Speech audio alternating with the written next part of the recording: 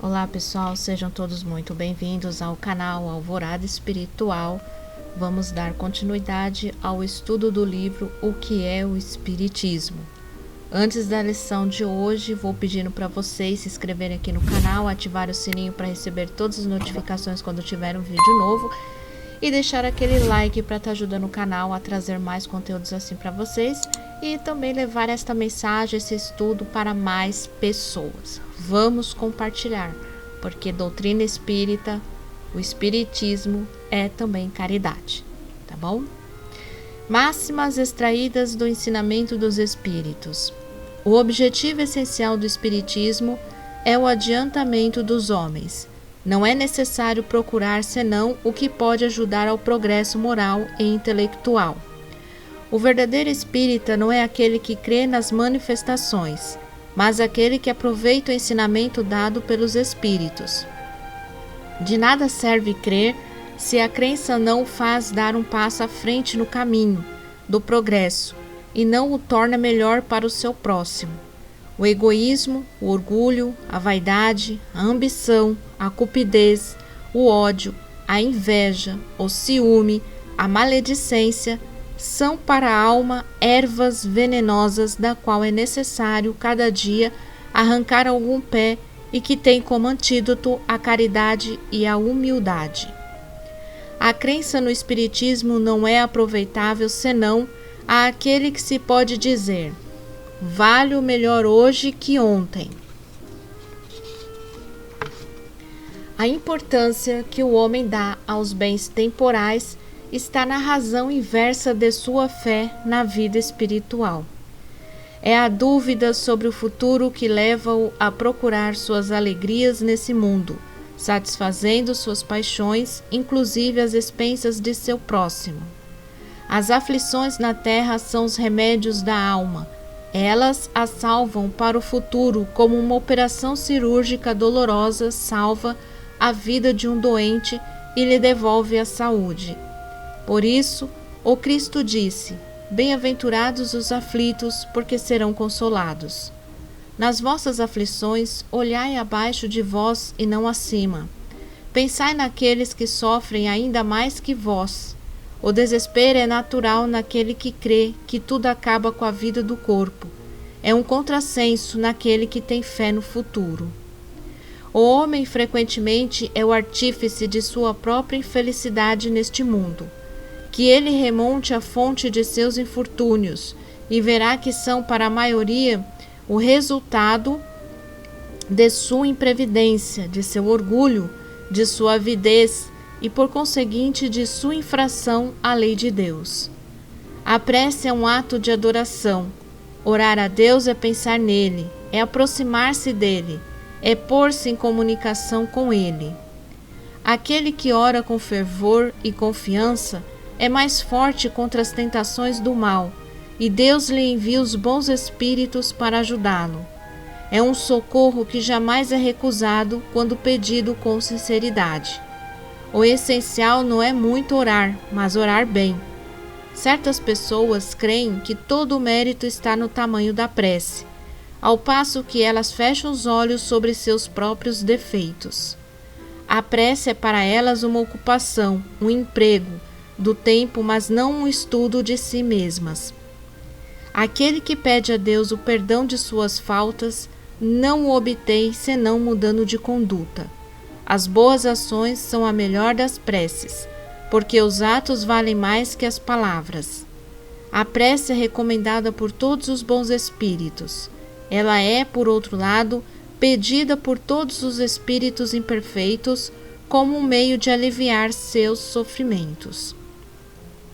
A prece não pode mudar os decretos da providência, mas em vendo que se interessa por eles, os espíritos sofredores sentem-se menos abandonados, são menos infelizes.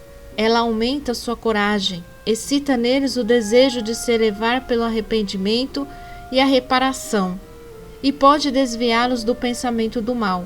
É nesse sentido que ela pode não somente aliviar, mas abreviar seus sofrimentos. Orai cada um segundo suas convicções, e o modo que creais o mais conveniente porque a forma não é nada, o pensamento é tudo. A sinceridade e pureza de intenção são essenciais. Um bom pensamento vale mais que numerosas palavras, que se assemelham ao ruído de um moinho, e onde o coração não está em nada. Deus fez homens fortes e poderosos para serem o sustentáculo dos fracos. O forte que oprime, o fraco é maldito de Deus. Frequentemente disso recebe o castigo nesta vida, sem prejuízo do futuro. A fortuna é um depósito do qual o possuidor não tem senão que usufruí-lo, uma vez que não o carrega com ele no túmulo. Ele prestará uma conta severa do emprego que houver feito dele.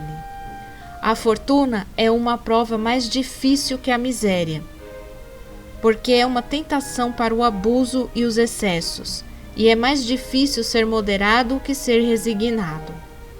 O ambicioso que triunfa e o rico que se farta de gozos materiais são mais a lamentar do que a invejar, porque é necessário ver o retorno. O Espiritismo, pelos terríveis exemplos daqueles que viveram e que vem revelar sua sorte, mostra a verdade desta palavra do Cristo. Quem se eleva será rebaixado, e qualquer que se abaixe será elevado. A caridade é a lei suprema do Cristo. Amai-vos uns aos outros como irmãos. Amai vosso próximo como a vós mesmos. Perdoai os vossos inimigos. Não façais a outrem o que não gostaríeis que vos fizesseis.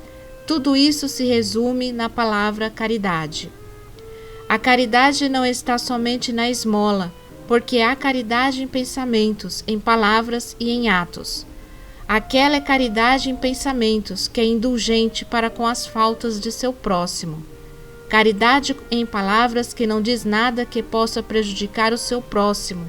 Caridade em ações, que assiste seu próximo na medida de suas forças.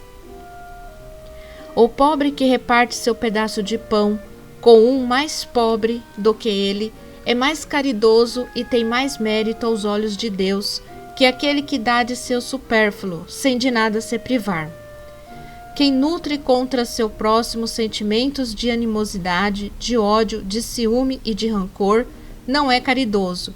Ele mente e se diz cristão e ofende a Deus. Homens de todas as castas, de todas as seitas e de todas as cores, todos sois irmãos, porque Deus vos chama a todos para Ele.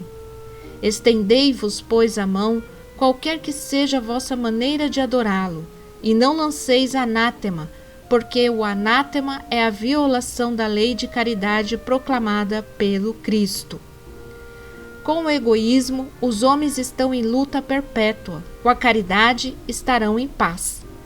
A caridade, fazendo a base de suas instituições, só ela pode, pois, assegurar sua felicidade neste mundo. Segundo as palavras do Cristo, só ela pode também assegurar sua felicidade futura, porque encerra implicitamente todas as virtudes que podem conduzi-los à perfeição. Com a verdadeira caridade, tal qual ensinou e praticou o Cristo, não mais de egoísmo, de orgulho, de ódio, de ciúme, de maledicência, não mais de agarramento desordenado aos bens deste mundo. Por isso, o Espiritismo cristão tem por máxima: fora da caridade não há salvação. Incrédulos, podeis rir dos espíritos, zombar daqueles que creem em suas manifestações. Ride, pois, se ousais, dessa máxima que ele acaba de ensinar, e que é a vossa própria salvaguarda, porque se a caridade desaparecesse de cima da terra, os homens se dilacerariam mutuamente, e seríeis deles, talvez, as primeiras vítimas.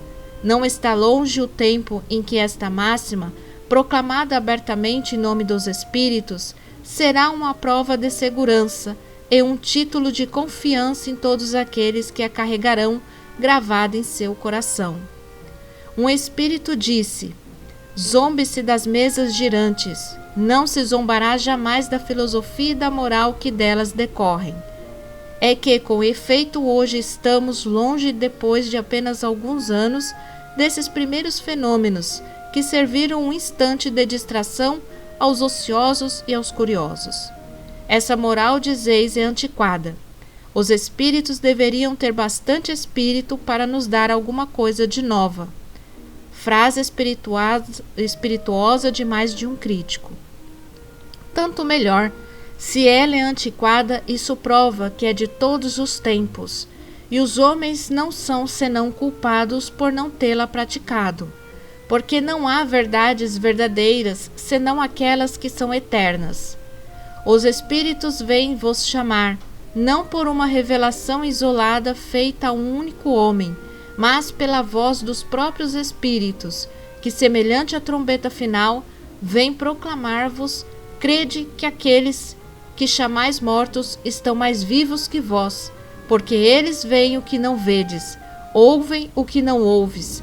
Reconhecei naqueles que vêm vos falar, vossos pais, vossos amigos e todos aqueles que amastes na terra e que acreditáveis perdidos sem retorno. Infelizes aqueles que creem que tudo acaba com o corpo, porque serão cruelmente desenganados. Infelizes aqueles que tiverem falta de caridade, porque sofrerão o que tiverem feito os outros sofrerem. Escutai a voz daqueles que sofrem e que vêm vos dizer: nós sofremos por termos desconhecido o poder de Deus e duvidado de sua misericórdia infinita. Sofremos de nosso orgulho, de nosso egoísmo, de nossa avareza e todas as más paixões que não reprimimos. Sofremos de todo o mal que fizemos aos nossos semelhantes, pelo esquecimento da caridade. Incrédulos, dizeis se uma doutrina que ensina semelhantes coisas é risível, se é boa ou má, não encarando-a senão do ponto de vista da ordem social.